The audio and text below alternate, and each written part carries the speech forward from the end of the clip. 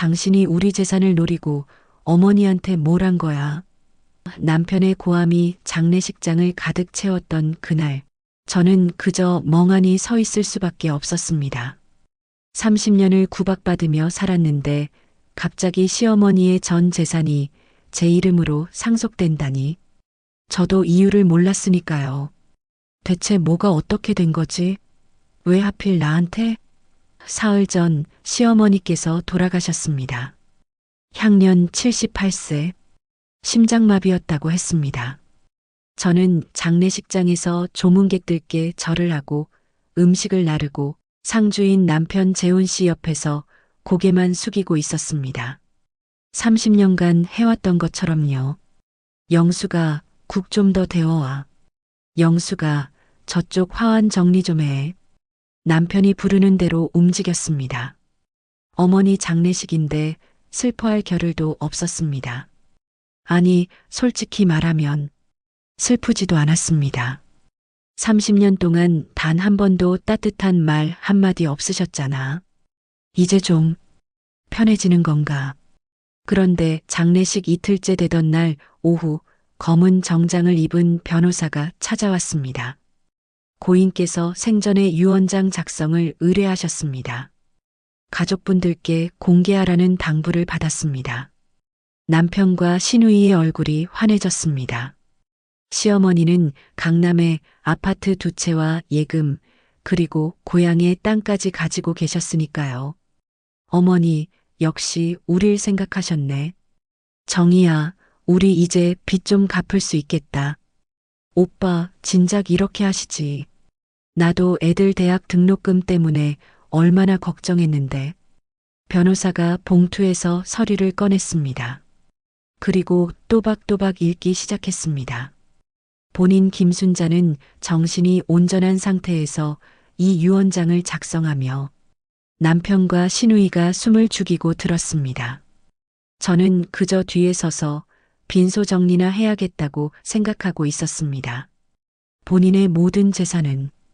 변호사가 잠시 멈췄습니다. 그리고 저를 바라봤습니다. 며느리 박영숙에게 전액 상속한다. 뭐라고? 순간 장례식장이 조용해졌습니다. 남편 재훈 씨의 입이 벌어졌고 이 아가씨는 눈을 깜빡이며 변호사를 쳐다봤습니다. 저도 귀를 의심했습니다. 지금 뭐라고 하신 거죠? 변호사가 다시 한번 또박또박 말했습니다. 고인의 모든 재산, 강남 아파트 2채, 예금 8억, 충청도 고향 토지 1채를 며느리 박영숙 씨께 상속한다는 내용입니다. 이게 무슨 소리예요? 변호사님, 서류 잘못 보신 거 아니에요? 이 아가씨가 벌떡 일어나 소리쳤습니다. 어머니가 정신이 온전하셨다고요? 말년에 치매 기운이 있으셨잖아요. 유언장 무효예요. 무효. 이건 말이 안 돼요. 변호사는 차분하게 서류를 펼쳐 보였습니다. 유언장은 2년 전 작성되었고 당시 고인은 병원에서 정밀 검사를 받으신 후 정신과 전문의의 소견서까지 첨부하셨습니다. 법적으로 하자가 없습니다. 남편이 제 팔을 거칠게 잡았습니다. 당신, 어머니한테 뭐 한 거야? 재훈 씨, 저는 아무것도. 30년 동안 구박받았다며? 늘 불평하더니 결국 이런 수작을 부린 거야? 남편의 눈빛이 차가웠습니다. 처음 보는 얼굴이었습니다. 시누이도 다가와 저를 노려봤습니다. 언니, 우리 오빠 순진한 거 알고 접근했지? 그렇게 착한 척하더니 결국 재산 노린 거였어? 아니에요. 정말 저는 아무것도 몰라요. 몰라? 웃기지 마. 어머니가 왜 당신한테 전 재산을 줘? 뭔가 있잖아. 뭔가. 조문객들의 시선이 저에게 쏠렸습니다. 수군거리는 소리가 들렸습니다. 며느리가 뭔가 했나 봐. 요즘 그런 사람들 많잖아. 노인 재산 노리고. 귀가 따가웠습니다. 숨이 막혔습니다. 아니야, 나는 정말 아무것도 안 했어. 시어머니가 왜 이러시는 거야? 변호사가 조용히 봉투를 하나 더 꺼냈습니다. 그리고 고인께서 박영숙 씨에게만 전달하라는 편지가 있습니다. 떨리는 손으로 봉투를 받았습니다. 시어머니의 손글씨였습니다. 남편이 빼앗으려 했지만 변호사가 막았습니다. 유언 집행인으로서 말씀드립니다. 이 편지는 수령님만 열람할 수 있습니다. 저는 그 자리에서 봉투를 뜯었습니다. 편지지가 한 장 들어 있었습니다. 그리고 딱 한 줄만 적혀 있었습니다. 진실을 알고 싶다면 금고를 열어보렴. 금고, 무슨 금고, 무슨 진실? 거기 뭐라고 써 있어? 보여줘. 남편이 제 손에서 편지를 낚아챘습니다. 그리고 읽더니 비웃었습니다. 금고가 어디 있다고? 당신 어머니 치매 있으실 때 뭔 소리 들은 거 아냐? 저는 정말 닥쳐. 당장 유산 포기 각서. 신우이도 가세했습니다. 언니, 우리 오빠 불쌍한 거 모르세요? 사업비 때문에 얼마나 힘든데. 그 돈 우리 거예요. 우리 거. 저는 그저 고개를 저었습니다. 저는 포기 안 할 거예요. 순간 장례식장이 술렁였습니다. 시어머니가 왜 저한테 이러시는 건지 모르겠어. 하지만 이유가 있을 거야. 분명히. 남편이 제 앞을 가로막았습니다. 좋아. 그럼 이혼해. 당장. 뭐라고요? 재산 포기 안 하면 이혼이야. 선택해. 30년을 함께 산 남편의 입에서 나온 말이었습니다. 저는 그의 눈을 똑바로 바라봤습니다. 그리고 처음으로 깨달았습니다. 이 사람, 날 한 번도 사랑한 적 없었구나. 저는 편지를 다시 집어들고 장례식장을 나섰습니다. 등 뒤에서 신우이의 고함이 들렸습니다. 도둑년, 경찰 부를 거야. 어머니한테 뭐 한 건지 다 밝혀낼 거라고. 하지만 저는 돌아보지 않았습니다. 손에 쥔 편지만 보며 걸었습니다. 진실을 알고 싶다면 금고를 열어보렴. 금고, 대체 어디에 있는 거지? 시어머니, 대체 왜 이러시는 거예요? 그날 밤 저는 집으로 돌아갈 수 없었습니다. 남편이 현관 비밀번호를 바꿔버렸거든요. 모텔 좁은 방에 누워 천장만 바라봤습니다. 30년 동안 저를 괴롭히시던 시어머니, 그분이 왜 전 재산을 제게 주셨는지, 그리고 그 금고 안에는 대체 무엇이 들어있는지 알아야 해. 반드시. 그렇게 저의 긴 밤이 시작되었습니다. 핸드폰이 울렸습니다. 모르는 번호였습니다. 받았더니 낯선 여자의 목소리가 들렸습니다. 박영숙 씨? 저는 고인의 고향 마을에 사는 사람인데요. 어머님이 돌아가시기 전에 당신 아버지 얘기를 하셨어요. 심장이 철렁 내려앉았습니다. 제 아버지요? 네. 30년 전 그 사고 말이에요. 제 아버지요? 30년 전 사고가 무슨. 전화기 너머로 여자의 한숨소리가 들렸습니다. 직접 만나서 얘기하는 게 좋을 것 같아요. 충청도 당진 합덕읍 아세요? 여기 오시면 제가 다 말씀드릴게요. 전화가 끊겼습니다. 손이 떨렸습니다. 아버지, 30년 전 사고? 제 아버지는 제가 25살 때 교통사고로 돌아가셨습니다. 갑자기 길에서 차에 치여 돌아가셨다고 어머니한테 들었습니다. 그런데 그게 시어머니와 무슨 상관이란 말인가요? 머리가 복잡했습니다. 다음 날 아침 모텔 문을 나서는데 남편이 앞을 막아섰습니다. 어디 가려고? 볼 일 있어요. 볼 일? 우리 어머니 재산 빼돌리러 가는 거 아니야? 남편의 눈빛이 날카로웠습니다. 30년을 함께 살았지만 이렇게 무서운 얼굴은 처음이었습니다. 재훈 씨, 저 정말 아무것도 안 했어요. 시어머니가 왜 그러신 건지 저도 모르겠다고요. 그럼 왜 포기 안 해? 응? 우리 가족 재산인데, 우리 가족이라고? 30년 동안 저도 이 집안 사람이었는데, 이제 와서 우리 가족이라니. 가슴이 서늘했습니다. 저도 이유를 알아야 포기를 하든 말든 하죠. 그 금고부터 찾아야겠어요. 금고, 그런 거 없어. 어머니 치매 때문에 헛소리 하신 거라고 남편이 소리쳤습니다. 하지만 저는 확신했습니다.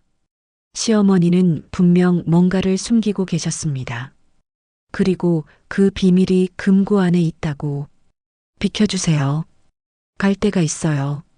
남편을 밀치고 지나가려는데 이 아가씨가 나타났습니다. 손에 서류 뭉치를 들고 있었습니다. 언니, 이거 봐요. 유산 포기 각서예요. 여기 사인만 하면 돼요. 안 한다고 했잖아요. 언니, 우리 오빠 불쌍한 거 몰라요? 사업 망해서 빚이 얼마인데. 애들 대학 등록금도 못 낼 판이에요. 아가씨의 목소리가 높아졌습니다. 하지만 저는 고개를 저었습니다. 저도 30년 동안 이 집에서 고생했어요. 단 한 번도 제 이름으로 된 게 없었어요. 이번만큼은 이유를 알고 싶어요. 이유? 욕심 때문이잖아. 어머니 재산이 탐나서 그러는 거잖아. 욕심이라고? 30년 동안 시어머니 수발을 들고 명절마다 제사상을 차리고 손님 오면 밥 해주고 그게 다 욕심 때문이었다고요? 눈물이 났지만 참았습니다. 비켜주세요. 저 가야 해요. 두 사람을 뿌리치고 나왔습니다. 뒤에서 아가씨가 소리쳤습니다. 경찰 신고할 거예요. 어머니한테 뭔 짓 한 건지 다 밝혀낼 거라고. 신고? 좋아요. 저도 진실이 알고 싶으니까. 버스 터미널로 향했습니다. 충청도 당진행 버스표를 끊었습니다. 3시간 거리였습니다. 버스 창밖을 보며 생각했습니다. 시어머니는 왜 평생 저를 미워하셨을까요? 시집 온 첫날부터 차가운 눈빛으로 저를 보셨습니다. 내가 우리 아들한테 무슨 짓을 한 거냐? 어머니, 저는 입 다물어. 내 얼굴 보기도 싫다. 그때는 몰랐습니다. 그 미움이 어디서 온 건지. 하지만 이제 알 것 같았습니다. 제 아버지, 그리고 30년 전 사고. 혹시? 버스가 당진 터미널에 도착했습니다. 전화를 걸었습니다. 저 박영숙인데요. 도착했어요. 아, 네. 합덕시장 앞 찻집으로 오세요. 제가 기다리고 있을게요. 찻집에는 60대쯤 되어 보이는 여자가 앉아 있었습니다. 저를 보더니 깊은 한숨을 쉬었습니다. 영숙 씨, 참 많이 닮으셨네요. 아버님을, 제 아버지를 아세요? 네. 30년 전 이 동네에서 돌아가셨잖아요. 사고로 심장이 쿵쾅거렸습니다. 그게 시어머니랑 무슨 상관이 있나요? 여자가 찻잔을 들었다 놓았습니다. 그리고 조용히 말했습니다. 그날 차를 운전한 사람이 김순자 여사였어요. 뭐라고요? 찻잔을 떨어뜨릴 뻔했습니다. 시어머니가 제 아버지를 쳤다고요? 여자가 고개를 끄덕였습니다. 30년 전 봄이었어요. 비 오던 밤에 사고가 났죠. 저는 당시 파출소에서 일했거든요. 그날 신고가 들어왔어요. 손이 차가워졌습니다. 여자의 말이 계속 이어졌습니다. 현장에 가보니 한 남자가 쓰러져 있었어요. 이미 숨이 끊어진 상태였죠. 근처에 김순자 여사의 차가 있었고요. 그럼 시어머니가 뺑소니를. 아니에요. 그게 이상한 점이에요. 김순자 여사는 그 자리에 계셨어요. 경찰이 올 때까지 남자 곁을 지키고 계셨죠. 울면서요. 울면서 저를 평생 괴롭히던 그 차가운 시어머니가 제 아버지 곁에서 울고 있었다고요? 하지만 이상했어요. 차 앞부분엔 충격 흔적이 없었거든요. 그런데 김순자 여사는 자기가 쳤다고 계속 우겼어요. 머리가 복잡했습니다. 그럼 진짜로 시어머니가 친 게 아닐 수도 있다는 거예요? 경찰 조사 결과 증거 불충분으로 불기소 처분이 났어요. 하지만 김순자 여사는 그 뒤로 이 동네를 떠나셨죠. 그리고 여자가 잠시 말을 멈췄습니다.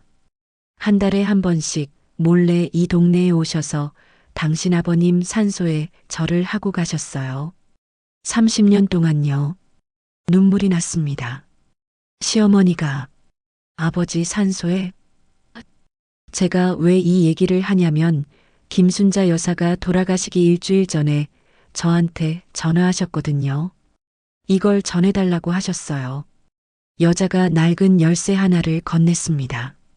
이게 뭐죠? 은행 금고 열쇠래요. 합덕 농협 금고라고 하셨어요. 그 안에 진실이 있다고. 손이 떨렸습니다. 편지에 적혀 있던 그 금고였습니다. 그리고 이것도요. 여자가 낡은 수첩을 꺼냈습니다. 김순자 여사가 30년 동안 쓰신 일기예요. 제게 맡기시면서 영숙 씨한테 꼭 전해달라고 하셨어요. 수첩을 받아들었습니다. 표지가 낡아서 너덜너덜했습니다. 첫 페이지를 펼쳤습니다. 1995년 4월 15일. 오늘 나는 한 사람의 인생을 끝냈다. 용서받을 수 없는 죄를 지었다. 다음 장을 넘겼습니다. 1995년 5월 3일. 그 사람의 딸이 우리 집에 며느리로 들어온다고 한다. 아들이 데려왔다. 처음 봤을 때 가슴이 찢어지는 것 같았다. 그 사람을 너무 닮았다. 시어머니가 처음부터 제가 누구인지 아셨던 거예요. 1995년 5월 10일. 오늘 결혼식이었다. 영숙이를 볼 때마다 그날 밤이 생각난다. 미안하다는 말을 하고 싶지만 할 수가 없다. 차라리 미워하는 게 나을 것 같다. 눈물이 수첩 위로 떨어졌습니다. 1995년 6월 20일. 오늘도 영숙이한테 심하게 했다. 아무것도 모르는 아이한테 화풀이를 했다. 나는 정말 나쁜 사람이다. 30년 동안 시어머니가 왜 그러셨는지 이제야 알 것 같았습니다. 저를 미워한 게 아니었습니다. 죄책감 때문에 저를 볼 수가 없었던 거였습니다. 마지막 페이지를 보세요. 여자가 조용히 말했습니다. 마지막 장을 펼쳤습니다. 2025년 9월 1일. 이제 얼마 남지 않았다. 의사가 3개월이라고 했다. 영수가 미안하다. 30년 동안 너무 미안했다. 전 재산을 너에게 주는 건 용서를 구하는 게 아니다. 그저 진실을 알 권리가 너에게 있다고 생각했다. 금고를 열어라. 그 안에 모든 것이 있다. 그리고 부탁이다. 나를 용서하지 말아다오. 수첩을 덮었습니다. 숨을 크게 들이마셨습니다. 합덕 농협이 어디 있나요? 여기서 10분 거리예요. 제가 안내해 드릴게요. 은행에 도착했습니다. 직원에게 열쇠를 보여주고 신분증을 확인받았습니다. 박영숙 고객님 맞으시네요. 김순자 고객님께서 2년 전에 공동 명의로 등록하셨습니다. 이쪽으로 오세요. 좁은 금고실로 들어갔습니다. 직원이 금고 번호를 확인했습니다. 비밀번호를 입력하세요. 손이 떨렸습니다. 비밀번호. 뭘까? 그때 수첩의 첫 페이지가 떠올랐습니다. 1995년 4월 15일. 아버지가 돌아가신 날. 떨리는 손으로 숫자를 눌렀습니다. 19950415 찰칵. 금고가 열렸습니다. 안에는 낡은 봉투 하나와 USB 그리고 신문 스크랩이 있었습니다. 신문을 펼쳤습니다. 1995년 4월 16일자. 합덕읍 국도에서 뺑소니 사고 50대 남성 사망. 사진 속에는 제 아버지의 얼굴이 있었습니다. 봉투를 열었습니다. 편지가 들어 있었습니다. 시어머니의 손글씨였습니다. 영수가 이 편지를 읽고 있다면 나는 이미 이 세상 사람이 아니겠구나. 30년 동안 숨겨왔던 진실을 이제 말하마. 그날 밤 차를 운전한 건 나였다. 하지만 내 아버지를 친 건 내가 아니었다. 편지를 읽는 손이 떨렸습니다. 차를 운전한 건 나였지만 내 아버지를 친 건 내가 아니었다. 대체 무슨 말일까요? 편지를 계속 읽었습니다. 그날 밤 나는 차를 세워두고 잠깐 가게에 들어갔다. 나왔을 때 누군가 내 차를 몰고 가는 게 보였다.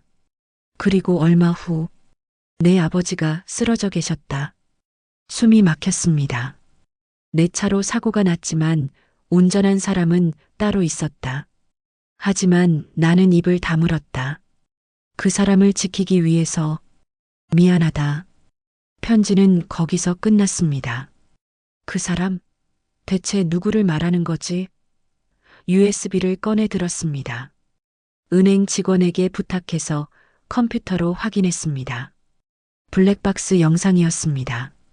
30년 전 거라 화질이 흐릿했지만 한 남자가 차에 올라타는 게 보였습니다. 얼굴을 확대했습니다. 그리고 그 순간 심장이 멎는 것 같았습니다. 재훈 씨, 젊은 시절의 남편이었습니다. 제 아버지를 친 건 제 남편이었습니다. 핸드폰이 울렸습니다. 신우이 아가씨였습니다. 받지 않았습니다. 계속 울렸습니다. 다시 울렸습니다. 어쩔 수 없이 받았습니다. 언니, 지금 어디야? 당장 집으로 와. 목소리가 날카로웠습니다. 무슨 일이에요? 무슨 일이긴. 은행에서 연락 왔어. 어머니 금고 열었다며? 거기서 뭐 가져간 거야? 아무것도 안 가져갔어요. 거짓말. 어머니 통장이랑 도장도 없어졌어. 언니가 가져간 거 맞지? 통장이요? 저는 그런 거 본 적도 없는데. 정말 모르는 일이에요. 그럼 지금 당장 와서 증명해. 안 오면 경찰 불러. 전화가 끊겼습니다. 머리가 복잡했습니다. 통장이 없어졌다고요? 저는 금고에서 편지와 USB만 가져왔는데 누가 먼저 금고를 열었던 걸까? 서울로 돌아가는 버스 안에서 계속 생각했습니다. 30년 전 남편이 제 아버지를 쳤고 시어머니가 그걸 덮었습니다. 그리고 저는 아무것도 모른 채 그 집안에 며느리로 들어갔습니다. 시어머니는 그걸 알고 계셨던 거야. 처음부터. 집 앞에 도착했습니다. 남편과 시누이가 문 앞에서 기다리고 있었습니다. 드디어 왔네. 어디서 뭐 한 거야? 남편의 목소리가 차갑습니다. 금고에 뭐가 있었어? 다 내놔. 시누이가 제 가방을 낚아챘습니다. 이거 뭐야? USB? 빼앗으려 했지만 시누이가 먼저 달려갔습니다. 집 안으로 들어가 컴퓨터에 꽂았습니다. 영상이 재생되었습니다. 30년 전 그날 밤의 블랙박스 영상이. 남편의 얼굴이 하얗게 질렸습니다. 이게 뭐야? 시누이도 입을 다물었습니다. 저는 조용히 말했습니다.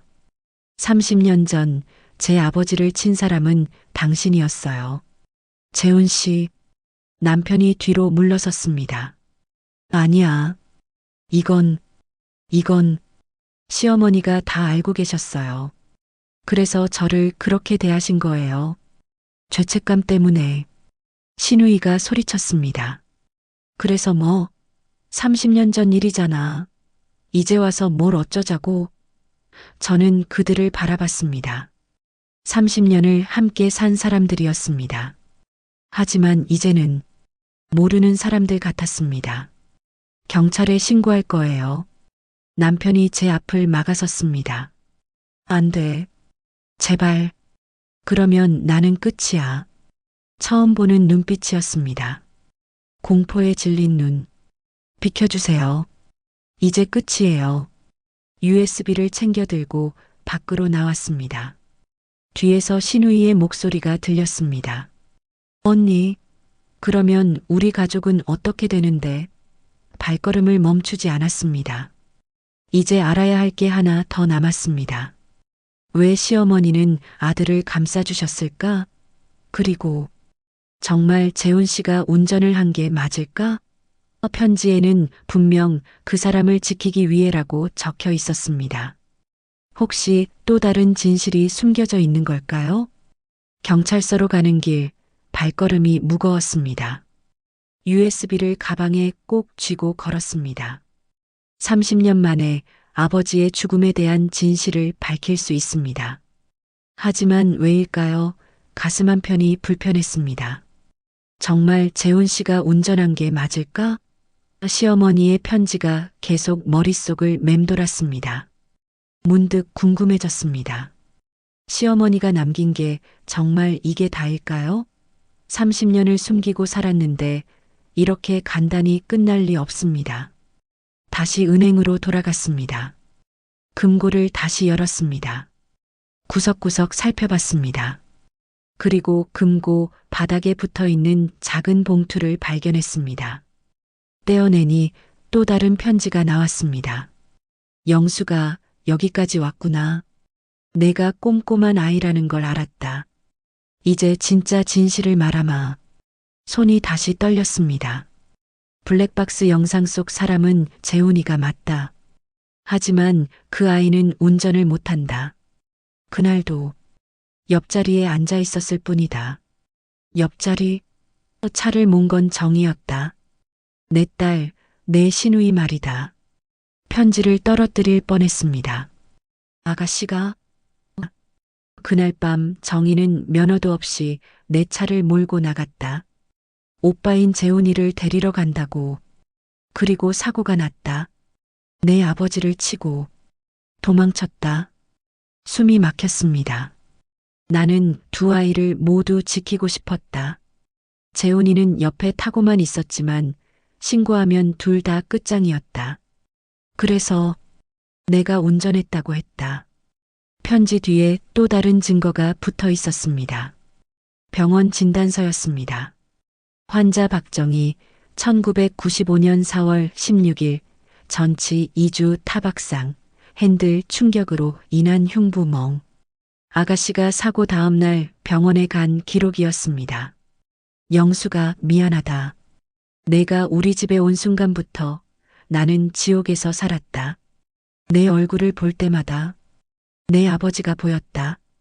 그래서 더 못되게 굴었다. 용서를 구하려는 게 아니다. 다만 진실을 알고 내 인생을 살아라. 편지가 거기서 끝났습니다. 그런데 마지막 페이지에 작은 글씨가 하나 더 있었습니다. 정희는 아직도 모른다. 내가 모든 걸 뒤집어 썼다는 것을. 그 아이는 그날 이후로 기억을 잃었다고 했다. 아니면 잊은 척하는 걸까? 머릿속이 하얗게 변했습니다. 아가씨는 모른다고?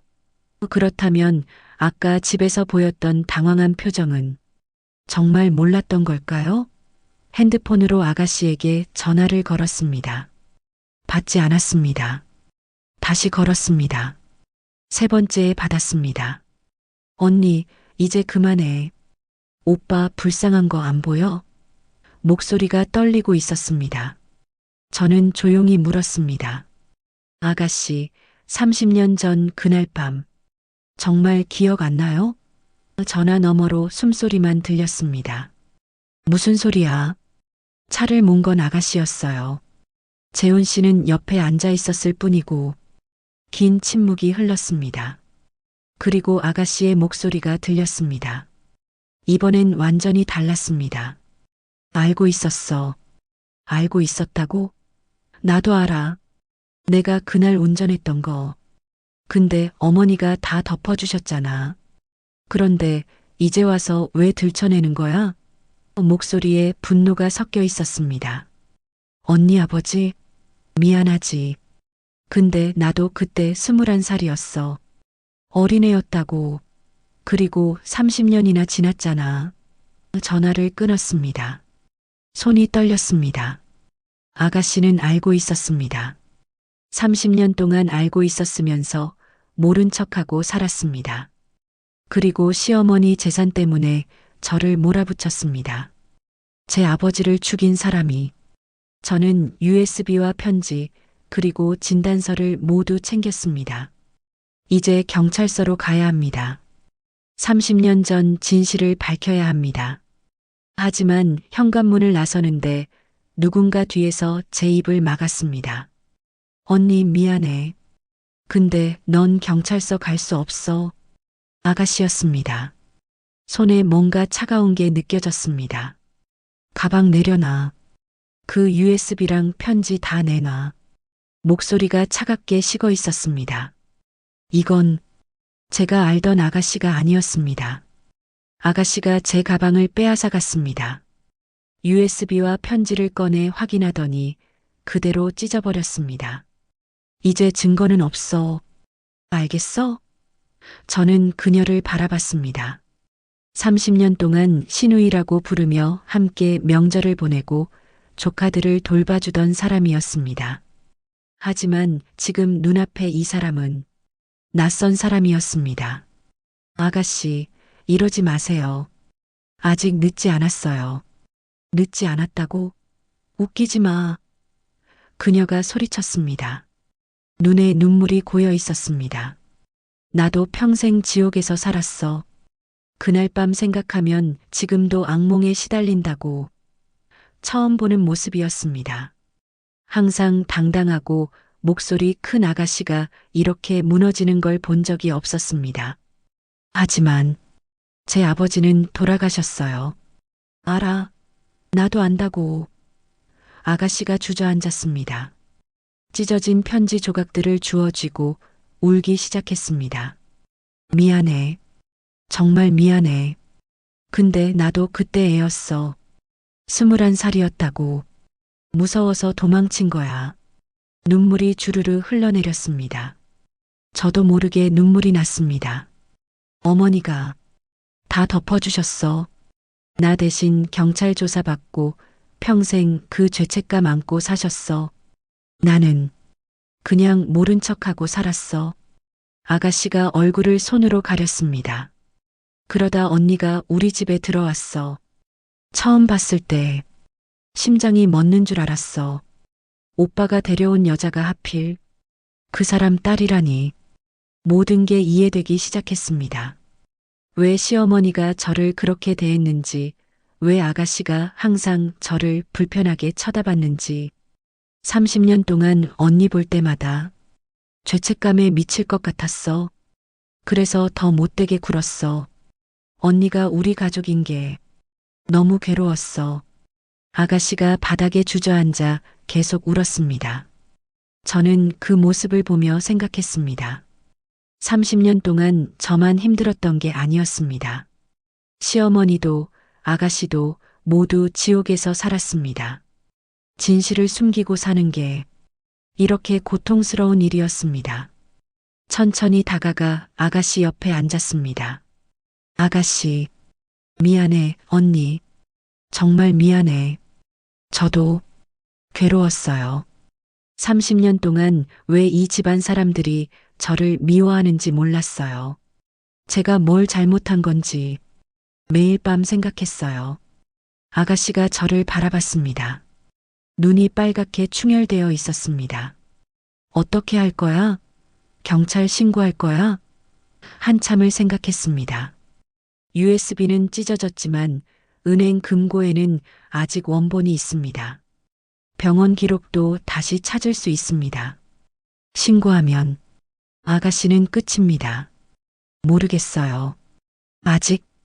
그때 현관문이 열렸습니다. 남편 재훈 씨였습니다. 저와 아가씨를 번갈아 보더니 상황을 눈치챈 듯 했습니다. 정희야, 언니한테 다 말한 거야? 아가씨가 고개를 끄덕였습니다. 재훈 씨가 무릎을 꿇었습니다.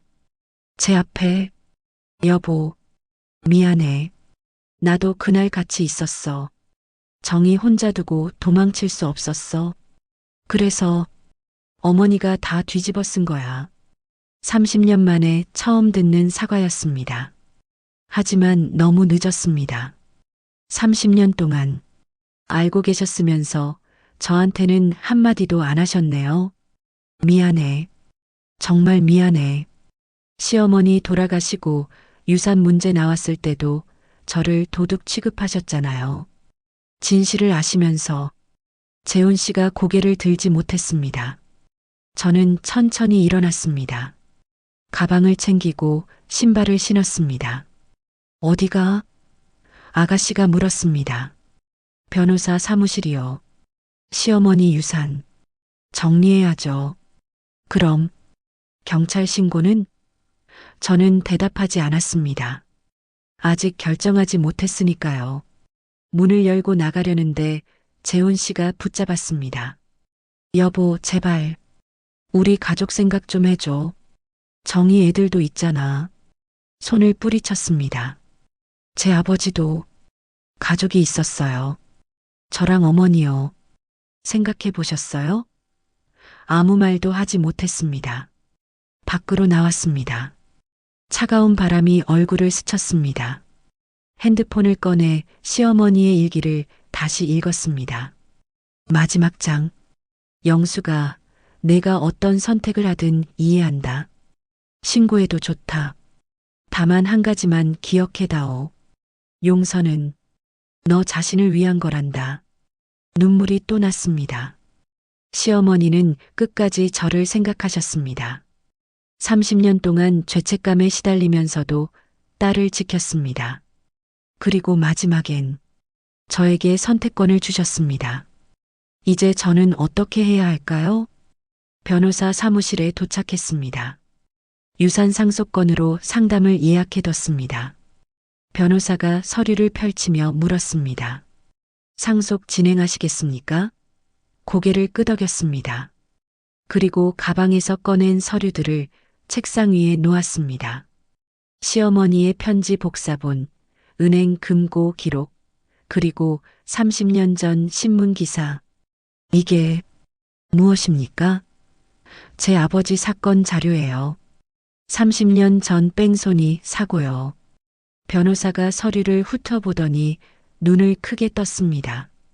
이건 고인이신 시어머니와 관련이? 네. 그리고 제 시누이도요. 모든 걸 설명했습니다. 30년 전 그날 밤의 진실을, 시어머니가 딸을 감싸준 것을, 그리고 제가 그 집안의 며느리로 들어온 것을. 변호사가 심각한 표정으로 말했습니다. 공소시효는 지났지만 민사상 손해배상 청구는 가능합니다. 진행하시겠습니까? 한참을 생각했습니다. 신고하면 아가씨 인생은 끝입니다. 조카들도 그 가족 모두가 무너집니다. 하지만 아버지는요? 30년 동안 억울하게 돌아가신 아버지는요? 일단 유산 상속부터 진행하겠습니다. 나머지는 조금 더 생각해 볼게요. 변호사가 고개를 끄덕이며 서류를 정리했습니다. 사무실을 나서는데 핸드폰이 울렸습니다. 아가씨였습니다. 받지 않았습니다. 문자가 왔습니다. 언니 만나자. 제발. 답장하지 않았습니다. 집으로 돌아가는 길 아버지 산소에 들렀습니다. 30년 만에 찾아왔습니다.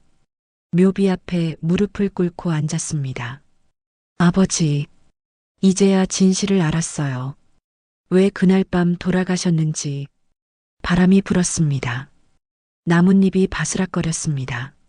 시어머니가 평생 아버지 산소에 찾아오셨대요. 몰래요. 30년 동안요. 눈물이 났습니다.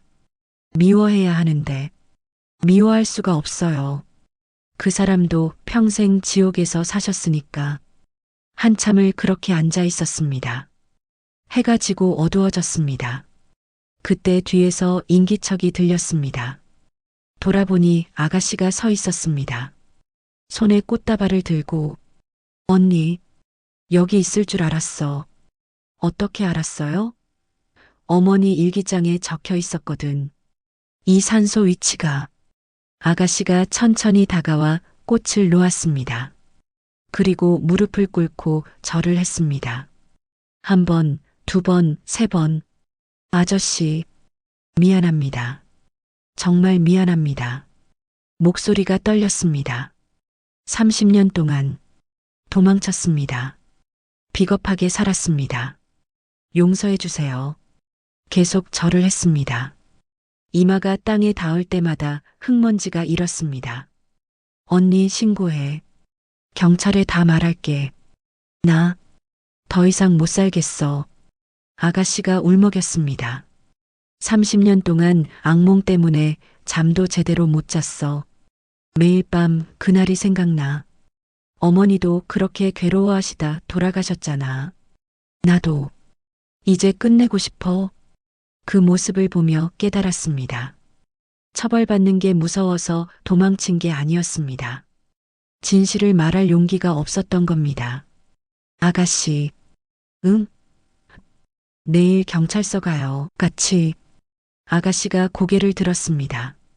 눈이 퉁퉁 부어 있었습니다. 정말? 네. 아버지께 제대로 된 사과를 해야죠. 법적으로. 아가씨가 다시 땅에 엎드려 울었습니다. 이번엔 말리지 않았습니다. 30년 동안 참았던 눈물이었으니까요. 다음 날 아침 경찰서 앞에서 만났습니다. 아가씨는 화장기 없는 얼굴로 나왔습니다. 남편 재훈 씨도 함께였습니다. 여보, 나도 같이 진술할게. 나도 그날 같이 있었으니까. 세 사람이 경찰서로 들어갔습니다. 진술서를 작성하고 30년 전 그날 밤의 진실을 모두 말했습니다. 경찰이 서류를 검토하더니 말했습니다.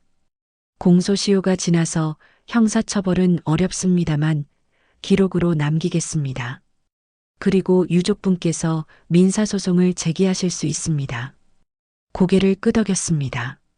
소송은 안 할 겁니다. 아가씨가 저를 놀란 눈으로 바라봤습니다. 언니, 대신 조건이 있어요. 뭐든지 할게.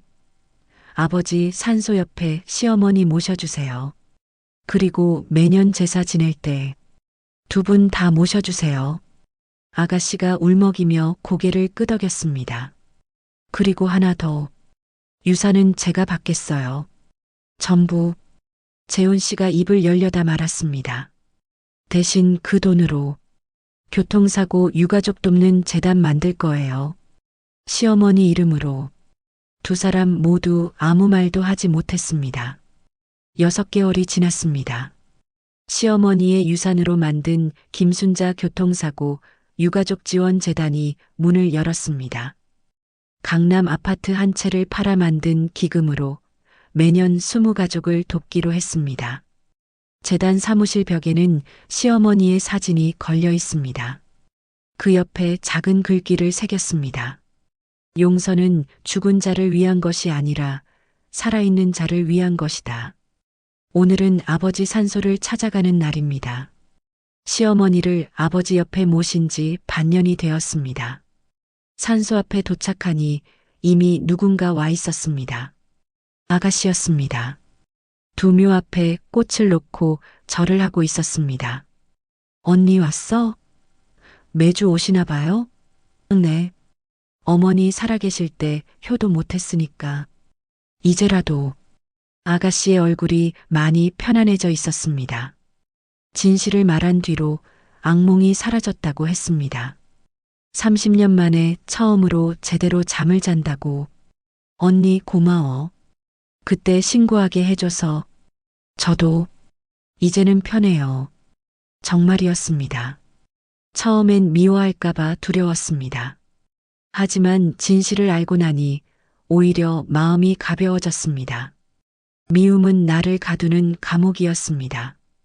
용서는 나를 자유롭게 하는 열쇠였습니다. 함께 묘 앞에 앉아 도시락을 펼쳤습니다. 아버지가 좋아하시던 김치찌개와 된장국. 언니, 재훈이 오빠가 이혼 서류 준비했대. 알아요. 받아줄 거야? 고개를 끄덕였습니다. 30년 동안 서로 힘들었으니까요. 이제 각자 인생 사는 게 맞는 것 같아요. 미안해, 언니. 우리 오빠가 언니한테 잘못했어. 괜찮아요. 저도 이제 제 인생 살고 싶어요. 정말이었습니다. 30년 동안 누군가의 며느리로, 누군가의 아내로 살았습니다. 이제는 박영숙으로 살고 싶습니다. 재단 일을 하면서 많은 유가족들을 만났습니다. 저처럼 갑작스러운 사고로 가족을 잃은 사람들, 그들의 아픔을 위로하면서 제 상처도 조금씩 아물었습니다. 언니, 나 요즘 상담 공부하고 있어. 아가씨가? 응. 재단에서 봉사하고 싶어서 유가족들 심리 상담 같은 거. 놀랐습니다. 항상 자기 얘기만 하던 아가씨가 변했습니다. 좋은 생각이에요. 아가씨 경험이 누군가에겐 큰 위로가 될 거예요. 그럴까? 가해자 가족이 위로가 될 수 있을까? 될 수 있어요. 가해자 가족도 피해자니까요. 다른 의미로 아가씨가 제 손을 잡았습니다. 언니, 평생 고마워할게. 그리고 평생 갚으며 살게. 갚을 필요 없어요. 그냥 잘 사세요. 그게 아버지도 시어머니도 원하시는 거예요. 바람이 불었습니다. 따뜻한 봄바람이었습니다. 두 무덤 위로 벚꽃잎이 날렸습니다. 마치 두 분이 함께 평화로이 쉬고 계신 것 같았습니다. 산소를 내려오며 핸드폰을 확인했습니다. 재단에서 연락이 왔습니다. 새로운 지원 신청 가족이 있다고. 59세 여성분이었습니다. 남편을 교통사고로 잃고 혼자 손주들을 키우고 계신다고. 바로 전화를 걸었습니다. 여보세요? 김순자 재단입니다. 지원 신청 감사합니다. 통화를 하며 걸었습니다. 발걸음이 가벼웠습니다. 30년 만에 처음으로 제 인생을 사는 기분이었습니다. 시어머니, 감사합니다. 유산 때문이 아니라 진실을 알려주셔서 그 진실이 저를 자유롭게 해주었습니다. 아버지, 사랑합니다. 이제 편히 쉬세요. 딸은 이제 괜찮습니다. 그리고 아가씨, 재훈 씨, 우리 모두 이제 평화롭게 살아요. 용서는 약한 사람이 하는 게 아니었습니다. 용서는 가장 강한 사람이 선택하는 자유였습니다. 봄바람이 불었습니다. 새로운 계절이 시작되었습니다. 저의 새로운 인생도 이제 시작입니다.